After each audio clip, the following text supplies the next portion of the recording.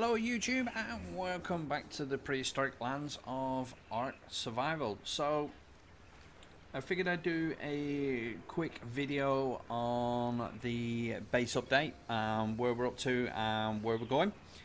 So our craft room hasn't changed too much. The floor is now completely steel all the way around, and we've also painted it and put in our rivet colours. We've managed to get all the fridges in now, so we've got 6 fridges in total, so we can keep kibble in one, eggs in the other. They're slowly starting to build up. We got one for jerky and cooked meat that we eat, one for vegetables, crap like that, and stuff that we're using our spoiled meat, and any vegetables that's from the greenhouse that we haven't used we can throw in there. And we've got 2 fridges that we keep for raw meat. I don't think anything else has changed. There may be a few more boxes in. These will all be changed. We'll put everything into vaults eventually. At the moment we've not got that far. Again, the generator, we've slowly started putting the steel walls in down here. All the floor, in fact the floor in the entire complex now has all been metal. All the foundation pillars are all completely metal now. Oh, someone's got a box. Oh, stop. So we had to make some changes in the main hangar. So this door now basically just allows you to get in here to access, and that'll give you a good hint of what is behind that wall. Again, all steel at the bottom. So we used to have our door going through there. We can't now. You can see some ramps in. I'll explain why they're in just a moment. So what we've done is we've extended out this corner a little bit. And there it is. And it literally is just a corridor to get from the craft environment into our main hangar. You can see some railings at the top, so you'll get to see that shortly. Shut this door. So the whole hangar now is completely metal. We've started to do the metal walls in, and we're just going to do it too high for the moment, and just purely just so if anything comes along, most dinosaurs can't destroy the metal, and if they do start attacking, it gives us plenty of time to resolve that. We've got ourselves a scorpion, not a high level, but it was actually wandering near enough the front of the base, so we decided we'd go ahead and collar that. So we've moved our dodos and our dillies across here now. There we go, more eggs. We love eggs. And just purely simply, because I'll explain that structure in a second, we needed to move them away from there, get them over here. And this is working absolutely brilliantly. And we've got a few more of these lyseals or whatever they're called. So we've managed to get a couple more of them now. The wall's finished further down. We've started setting up the ramp on this section on the ledge, so we've got that to go. So we've got a temporary walkway. We may keep that in at some point. We'll see how it goes.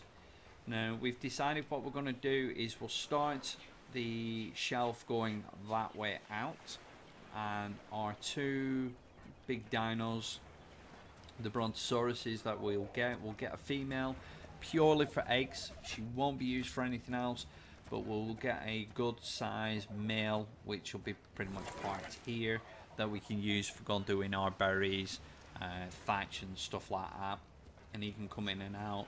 Plenty of room for it to turn around and get back into position there, and there's enough gap there, all being well that we've estimated it correctly to go there with that wall bit to finish off. So moving across to this side of the section now. Tronodons. So all the Tronodons are now in. We've got 4 females, all different varying levels. Not too much. major on the level, but we did want to get reasonably good, so if we do need to use them, they are capable of being used. And they've got a dedicated male searcher who can just basically sit up there. We don't use him. Now our other Pteranodons aren't here at the moment, so I would imagine one of the other people are up on the volcano with them at the moment, ferrying the metal back down.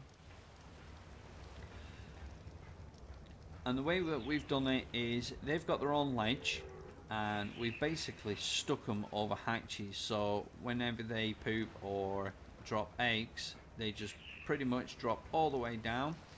Now we had to put ramps in here because what we were finding is their particular eggs and poop was falling, hitting the ground and going through the floor. So what we've done is we've put ramps here, so it actually hits the ramp and then just rolls down to where they are now. Then we can just come along. There you go, there's just one, and we can get the eggs that way. Our parasaurs are all up there now. We've got 4 of them, so 3 females, 1 male, and that's the ratio that we're keeping, is 3 females, 1 male. Except the Pteranodon, at the moment we've got 4 females and 1 male. Susie will probably be put back into the main pool of action, but at the moment we're just using her to get the eggs.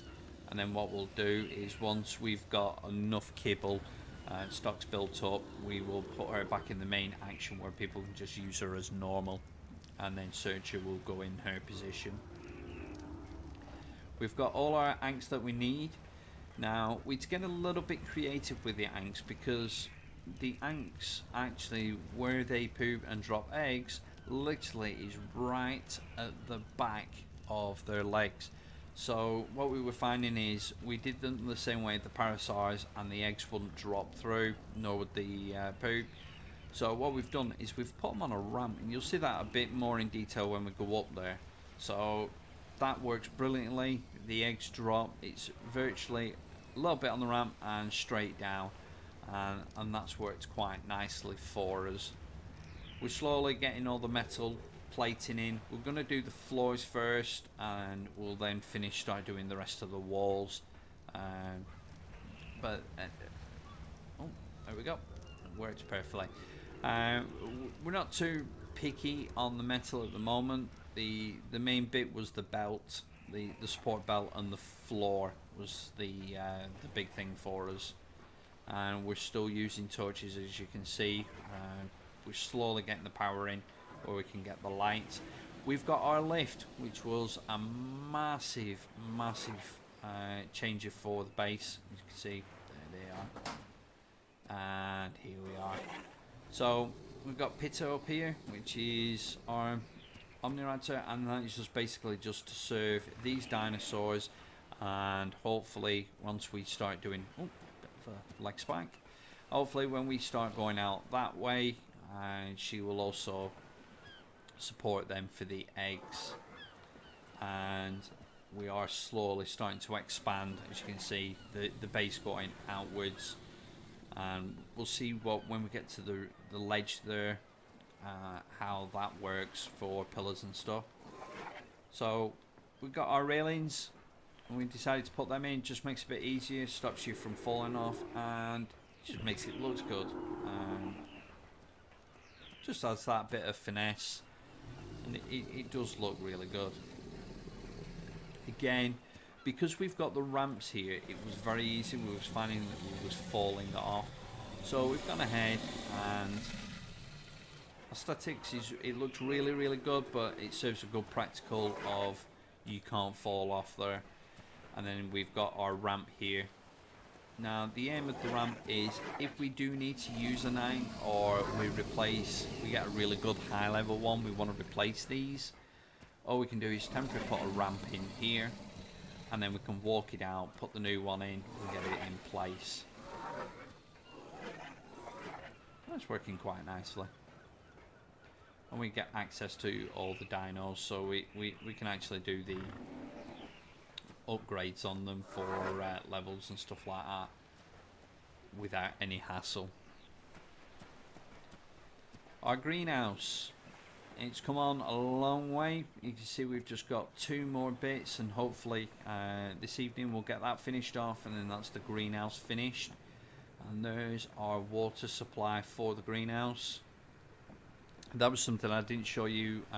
We did put in the craft room. The craft room's now got a water supply as well, and it just saves us running in and out doing the kibble. We are doing mass amounts of kibble now. Literally, when everyone logs in the evening, we're running them while we're doing construction here. And as you can see, we've got an egg laying there quite nicely.